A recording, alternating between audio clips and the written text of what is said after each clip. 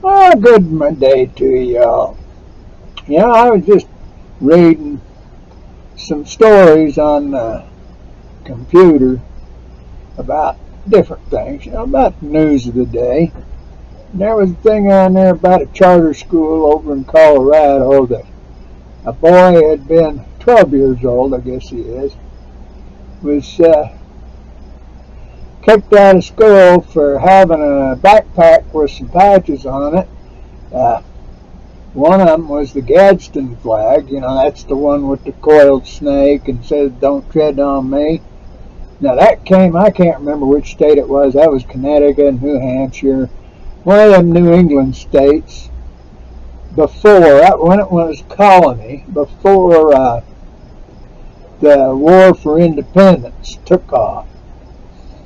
And he had, I guess, a couple of patches on there about firearms of some kind.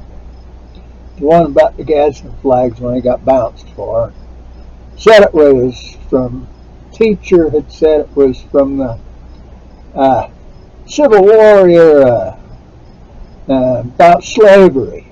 Well, you know, I'm an ornery old coot, and I always figured, I had some teachers in my day. That's some pretty good ones, and I had a couple of real duds. But I always figured if somebody was going to be a teacher, they ought to at least be as smart as the smartest person they were trying to teach at the moment. So in a school system, like a public school system, you get elementary school or middle school, they call it now, instead of junior high school, high school, you there are some kids, children, young people in those schools of those ages that are brilliant. And there are some of them that aren't brilliant. And so a teacher's got a tough time going. But when you got a brilliant child, you need to figure out how to keep their mind occupied. And most people that I've seen in education don't know how to keep smart kids occupied. There's a lot of dropouts that are really smart kids.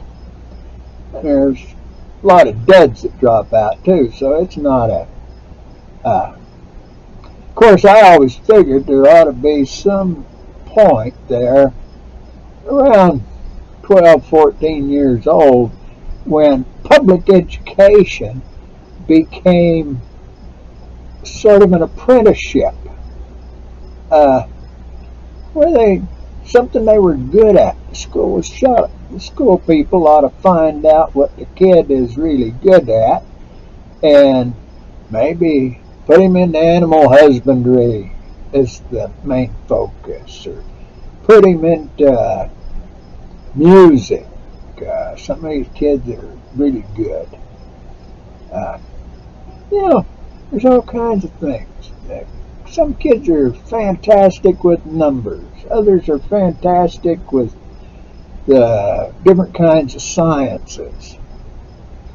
And they only need enough to be able to get along as far as math and writing and these kind of things to get along and have a good place in society.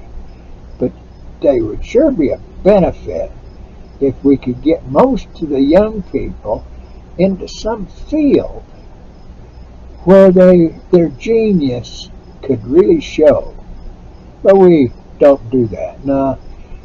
You see, people that want power and glory and lots of wealth gathered into their own coffers, they want to make people all, well, that's where this indoctrination comes from that's in the public schools. They want to make everybody do their will and way. Well, you see, I told you I'm a religious man. only worry about the will of somebody. It's the will of my God. What does He want? What is He doing? What is His purpose? Now, I know He's just, and He's loving and kind, so I don't worry about the rest of the stuff. But everybody now, it's like that old Samuel in the Old Testament. One of them people over there, them Israelites, was saying, well, the judges are corrupt and everything. They're accepting bribes and everything's all this way. And we want a king. We want a king. We give us a king. Well, that's exactly what this whole thing. I mean, that President Biden back there wouldn't be any problem if Congress was doing their job as it was set up in the Constitution, and they ain't.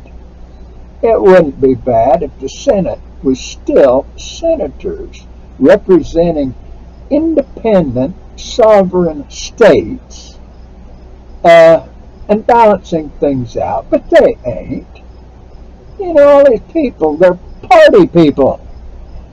They're gangsters. And whoever happens to be, I don't know, you get to looking. I really don't know, and I don't think anybody really knows, unless they're really high up in them parties, know who's pulling the strings in the Democratic National Party or in the Republican National Party. But whoever it is, they really don't care about the people. Now, that's just like this immigration problem we got with open borders. You know, that says in the Constitution they're supposed to come up with a fair, equal way for immigration. They all refuse to do it. Well, in the first place, they want slave labor. See what I'm saying? So let's get a lot of people in here that go right along and, yes, sir, yes, massa, yes, okay, whatever you want, massa. That's what they want. But then there's a lot of guys like me. See, I try to stay out of the focus of anybody. I've done it pretty good all my life. Never got arrested for anything that would have sent me to prison or anything else. But so it just bothers me that this country is the way it is, because, well, I look out here and I really admire the Native American cultures. And there's, if you look, there's more than 100 of them. I don't know how many there are, but if you look, they got a lot of different things that are really nice, and yet they're losing their historical languages and all this kind of stuff. That's not right. We get people come here. Well, my granddad, he was a Swedish immigrant. My older brother, he asked my granddad to teach him Swedish, talk Swedish. My granddad, apparently with his heavy Swedish accent, told my brother time and again, "We in Americans, we're in America now. We're Americans. We don't speak Swedish. We speak American." Something like that. So, you know, that's good for business and everything else. People should do that. Learn the language of the country, of the area as a whole. But they should maintain their culture, not become so, I don't know what you call it, this melting pot idea. No, it's not like throwing 4 different kinds of cheeses in a pot and melting it and dipping stuff in it. No, that ain't the way it's supposed to be. You melt the 4 different cheeses in 4 different pots, and you can dip whatever you want. because you can get the best flavor and everything of each of them. You can mix them up after you took some out of the pot. See? Okay, now, I kind of got off on this, but that's because I'm an American. I love my liberty. I love my country. But my country is actually Arizona. The Union is 50 different countries. Now, no two parties can do justice to 50 countries. That's why the Senate was 2 senators from each state appointed by the state, because their allegiance was to the state. California, Arizona, Utah, Nevada, Maine, Connecticut, didn't matter.